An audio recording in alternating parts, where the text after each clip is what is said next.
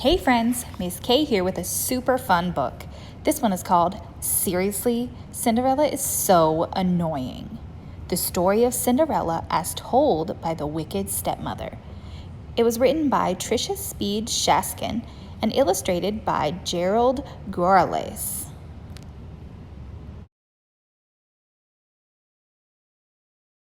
You must have heard of me, the wicked stepmother. Not true. It's just another one of Cinderella's wild stories. Not as wild as the one about the pumpkin and the fairy godmother. The real story, the true story, began with some chatter and some dust. All I ever wanted was a husband and a mansion. Before I married Cindy's father, my two darlings and I had met Cindy only a few times. The girl had seemed normal then. After I married Cindy's father, my darlings and I moved in.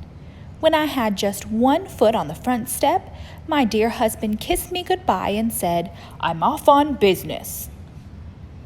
"He leaves often," Cindy said, "but the animals stay put. They talk, they joke, they sing, they even help out, especially the bluebirds."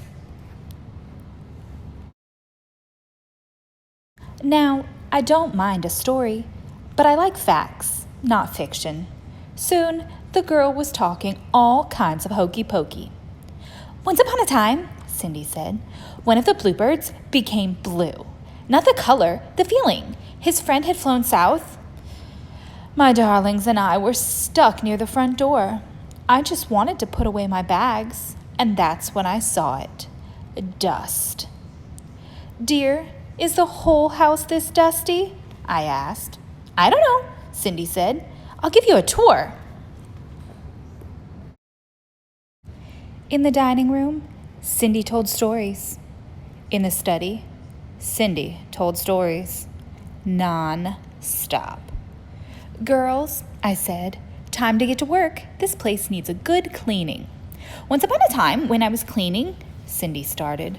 Oh boy. Cindy mopped the floor, but she finished so fast. My darlings had barely started.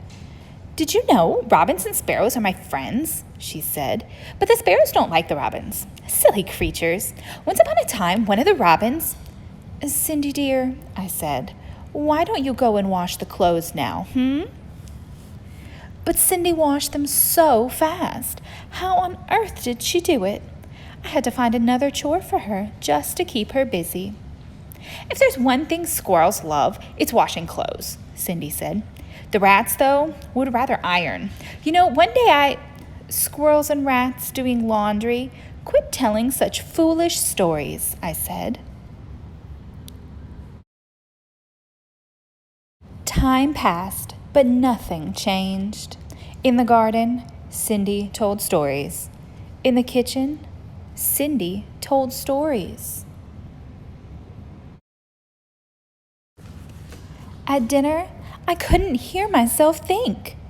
"Dear, please," I said, "stop talking." But Cindy didn't stop. One day, a letter arrived. It was an invitation to the king's ball. The prince would surely fall in love with one of my darlings. Then they would marry, live in a beautiful castle, and one day be king and queen of all the land. "Oh, stepmother, I have to go too," said Cindy. "Once upon a time, a girl and a prince—" And then, just like that, Cindy lost her voice. Imagine, it had to be from all that storytelling. Well, what could I do? I told Cindy she had to stay home for her health. She cried, of course, but a ball was no place for a sick girl. She needed rest. Sometimes it's so hard being a stepmother. At the ball, my darlings twirled, they whirled. But then some strange girl waltzed in. Her gown was magnificent. I couldn't take my eyes off it. I wondered how much it cost and if my seamstress could copy it for me.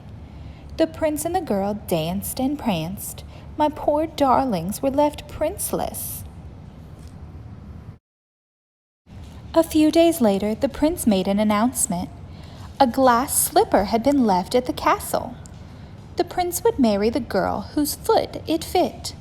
Our big chance. After visiting every other mansion in the neighborhood, the prince's valet arrived at our door. Me, said one of my darlings. No, me, said the other. One at a time, said the valet.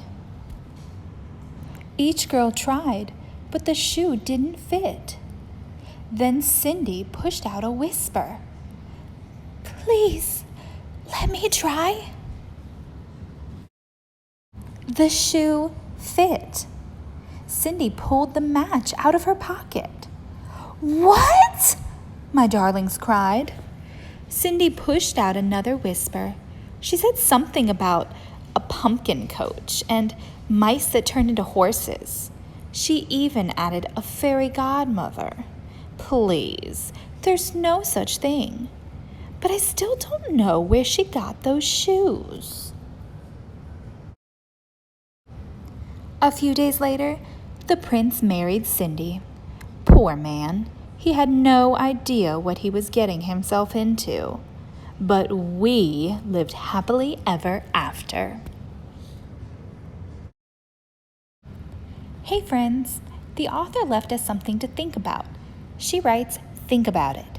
Read a classic version of Cinderella. Now look at the stepmother's version of the story. List some things that happened in the classic version that didn't happen in the stepmother's version. Then list some things that happened in the stepmother's version that didn't happen in the classic. How are the two stories different? At school, you might compare and contrast these stories.